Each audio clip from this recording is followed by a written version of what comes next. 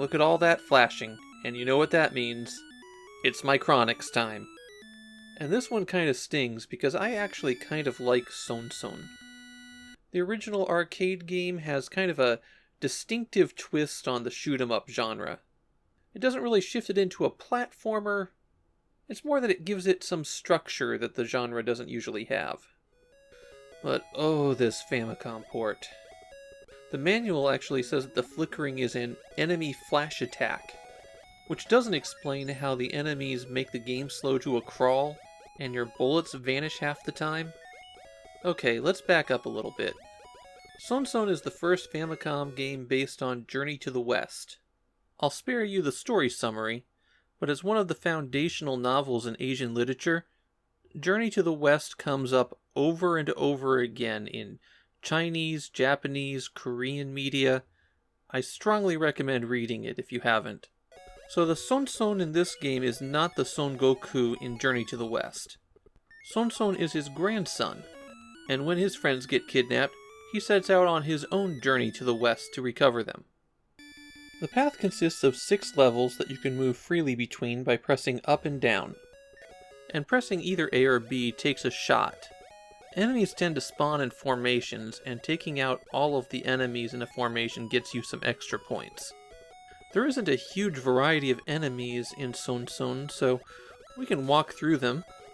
Foot soldiers just march along and occasionally jump between platforms to get to you. Their counterparts are these spearmen who do the same thing, but can throw their weapon at you too. You can shoot enemy attacks out of the air, so that's not as much of a threat as it could be. Fish and bats come at you in kind of a sine wave pattern.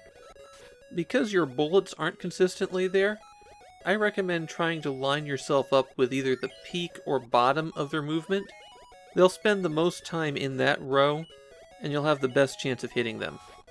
These discs just coast along in a single row, but they take multiple hits to destroy.